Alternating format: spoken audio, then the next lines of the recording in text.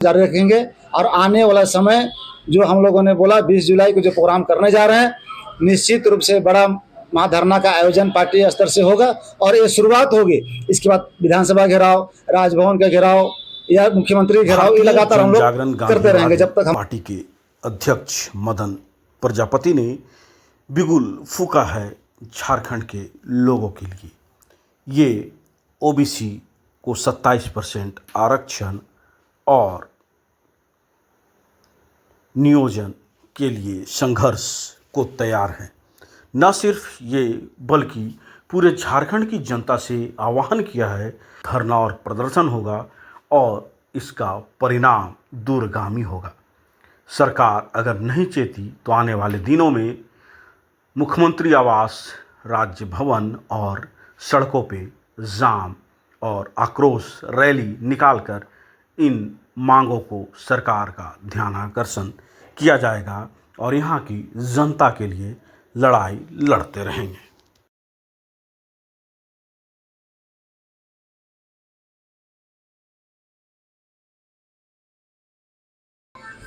गांधीवादी पार्टी का उद्देश्य जनता की सेवा करना, मूलभूत सुविधा जो नहीं मिल पा रहा उसे दिलाना, शोषण अत्याचार का विरोध करना। हम लोग अपने स्तर से हर प्रखंड में काम कर रहे हैं और आगे भी जनता की सुविधा के लिए काम करते रहेंगे। और अभी झारखंड राज्य अलग हुए 26 साल होने चला। संयुक्त बिहार के समय झारखंड अलग नहीं हुआ था तो ओबीसी को 27% आरक्षण मिलता था। झारखंड राज्य अलग होने के बाद ओबीसी को 27% का आरक्षण नहीं मिल रहा है, जिसका हम लोग विरोध कर रहे हैं। और आने वाले 20 जुलाई को महाधरना का आयोजन पार्टी की ओर से किया जाएगा और सरकार से मांग करेंगे कि जिस तरह से संयुक्त बिहार में ओबीसी को 27% आरक्षण प्राप्त था, पुनः झारखंड में इसे लागू करें ताकि यहाँ के जो ओबीसी क्लास के जो लोग हैं, जो दबे हैं, कुचले हैं, और ओबीसी क्लास के वैसे लोग हैं जो कि रोज़गार करते हैं, कहीं कहीं 10,000, 12,000, 15,000 का उनको तनख्वाह मिलती है, और बड़े तबके के लोग हैं 52%, 54% के आसपास में आपका ओबीसी है।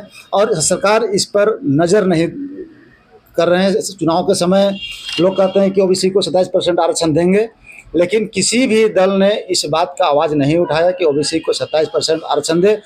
हमारी पार्टी आवाज़ उठाएगी और तब तक उठाते रहेगी जब तक ओबीसी को 27% आरक्षण लागू नहीं होता है।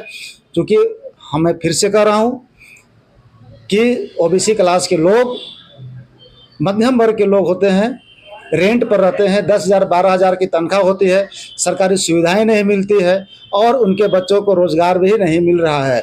इसके लिए हम लगातार इसका आवाज़ उठाते रहेंगे जब तक कि हम लोग कामयाबी नहीं प्राप्त कर लेते हैं। दूसरी चीज़, झारखंड में नियोजन नीति लागू होना चाहिए यहाँ के युवाओं के लिए जो यहाँ पलायन करते हैं। अगर पलायन सरकार को रोकनी है तो नियोजन नीति अविलंब सरकार को लागू झारखंड में करना होगा। अगर झारखंड में नियोजन नीति लागू होती है तो यहाँ के युवाओं का भविष्य उज्जवल होगा। लोग को बाहर पलायन नहीं करना पड़ेगा, अपने माताएं, बहनें, पत्नी को छोड़ के बाहर नहीं जाना होगा।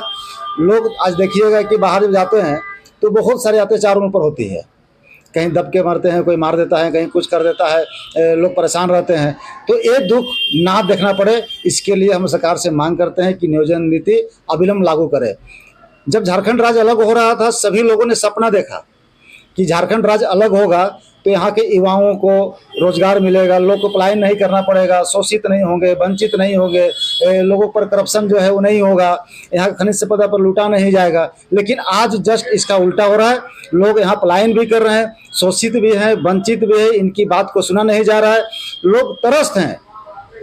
हम लोग इस बात को उठाएंगे अभी कि भाई जो झारखंड का सोच था उस सोच को हम लोग जब तक साकार नहीं होता है, हम लोग इस आंदोलन में, हम लोग जो झारखंड का सोच था उस सोच को हम लोग जब तक साकार नहीं होता है, हम लोग इस आंदोलन में हम लोग जारी रखेंगे। और आने वाला समय जो हम लोगों ने बोला 20 जुलाई को जो प्रोग्राम करने जा रहे हैं, निश्चित रूप से बड़ा महाधरना का आयोजन पार्टी स्तर से होगा और ये शुरुआत होगी। इसके बाद विधानसभा घेराव, राजभवन का घेराव या मुख्यमंत्री घेराव, ये लगातार हम लोग करते रहेंगे जब तक हम लोग की मांगे नहीं मानी जाती है। राजभवन के समक्ष नागा खटाल हम लोग करेंगे और पूरे झारखंड प्रदेश के लोग आएंगे उसमें, और आप देखिएगा कि एक न्याय का बिगुल हम लोग वहाँ से फूकेंगे। अपना परिचय। मैं भारतीय जन जागरण गांधीवादी पार्टी का राष्ट्रीय अध्यक्ष मदन प्रजापति।